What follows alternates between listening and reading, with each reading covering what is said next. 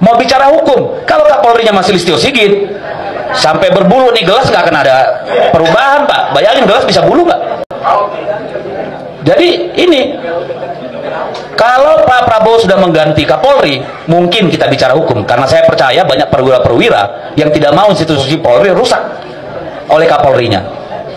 Tadi yang disampaikan oleh, kemudian ada mobilisasi, ini saya jawab, Pak.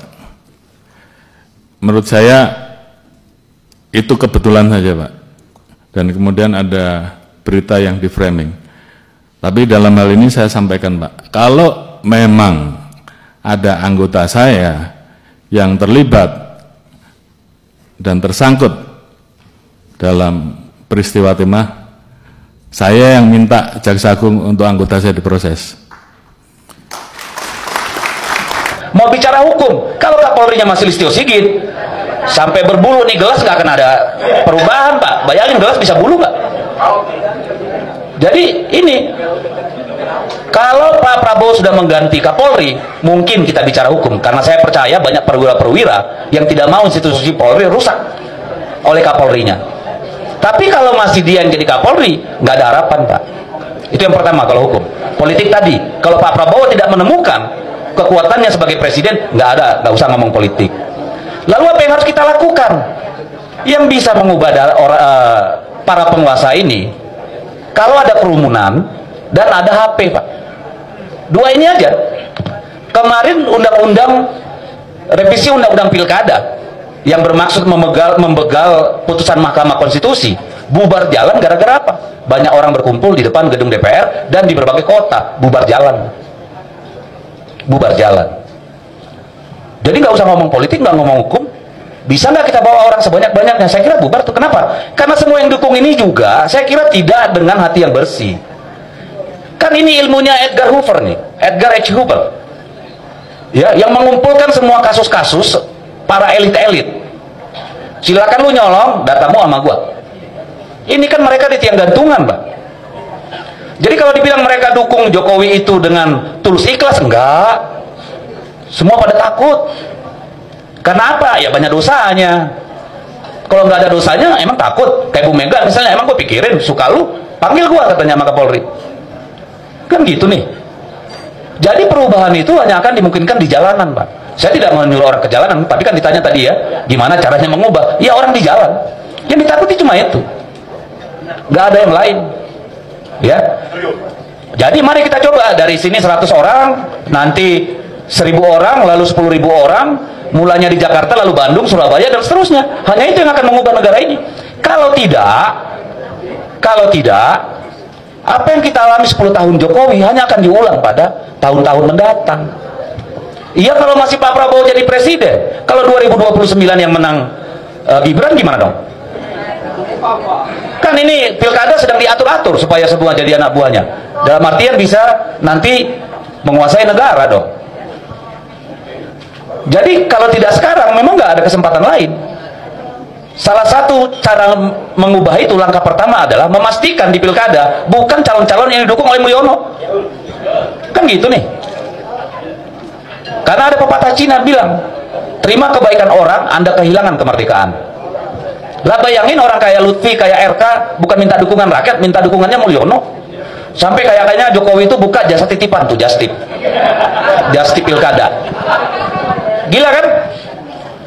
Jadi saya kira bagi orang-orang bernalar, kita di persimpangan jalan, Pak. Kalau yang namanya institusi kekuasaan, institusi pemerintahan, elit-elit politik sudah mengangkangi, menepis aturan, undang-undang, konstitusi, membegal MK-nya, MA-nya, lantas harapan apa lagi yang kita punya? Jaga mulut baik-baik, jangan kepleset, kan cuma itu doang. Kalau lu jadi bandit bisa hidup tuh, tinggal jilat sana sini, lu survive. Tapi sekali Anda bicara kebenaran, ya siap-siap berhadapan dengan Bareskrim, berhadapan dengan KPK, berhadapan dengan kejaksaan. Kan itu nih, ini lebih parah dari zaman Soeharto loh. Gila aja kita ini setbacknya. Tapi juga ini mungkin peluang bagi kita untuk nanti cuci darah, Bung Ferry, dengan syarat Pak Jokowi lagi, Pak Prabowo menemukan itu tadi, pusakanya sebagai presiden itu. Karena pusaka itu kayaknya masih ditarik-tarik sama Pak Jokowi, belum dipegang penuh tuh. Saya pribadi, saya tersinggung ketika Pak Prabowo diperlakukan kayak begitu di Solo untuk dukung Jawa Tengah itu. Itu keterlaluan. Itu bukan hanya menghina Pak Prabowo sebagai pribadi, tapi lembaga kepresidenan loh. Which is nggak masuk akal buat saya. Bayangkan kalau seorang presiden bisa diperlakukan seperti itu, apalagi kita ini diinjak, Pak. Kan itu nih problemnya. Jadi itu kesimpulannya, Pak Lukas.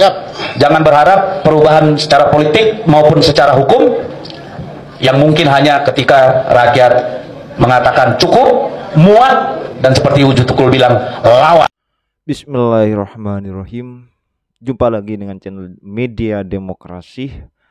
Alhamdulillah, wassalatu wassalamu ala asyrafil anbiya'i wal mursalin, amma ba'duh.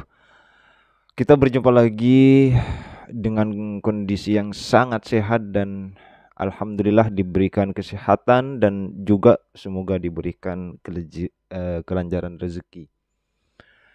Ya, beberapa hari ini heboh tentang Parcok atau yang kita kenal dengan Partai Coklat, dan ini selalu dikatakan oleh teman-teman di partai PDIP. Nah, salah satu kader partai PDIP yaitu Deddy Sitorus mengatakan bahwa harus ganti Listio Sigit Prabowo. Bapak Jenderal ini adalah seorang jenderal berbintang 4 dan sekarang menjadi Kepala Kepolisian Republik Indonesia, dan tentunya mempunyai peran penting di dalam kondisi dan keamanan di Republik ini. Pak Deddy Sitorus mengungkapkan bahwa Pak Listio Sigit ini harus diganti. Karena apa? Mungkin dikarenakan ada salah satu faktor ketidakterimaan atau kekecewaan dari partai PDIP itu sendiri. Pungkasnya mengatakan bahwa Parcok ini adalah salah satu instansi atau institusi yang ikut campur atau cawi-cawi dalam pelaksanaan Pilkada 2024. Wallahu a'lam. Ini cuma kata teman-teman yang ada di partai PDIP. Kemudian Pak Deddy Sitorus ini juga harus mendesak Presiden Prabowo Subianto untuk mengganti atau memecat Bapak Listio Sigit Prabowo.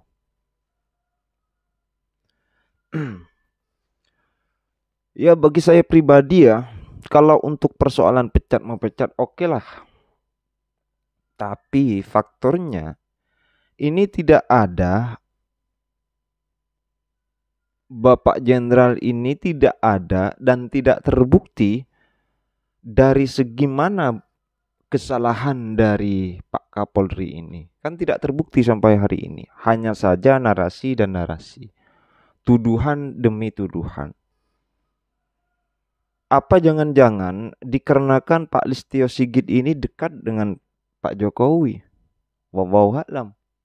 Oleh sebab itu Bapak Jokowi dengan PDIP mempunyai kedekatan yang tidak baik mulai dari kepresidenan kemarin. Oleh sebab itu dibuatlah framing seolah-olah Parcok ini ikut campur dalam pilkada ini. Pak Listio Sigit adalah orang yang paling terdekat dengan Pak Jokowi. Mulai beliau menjadi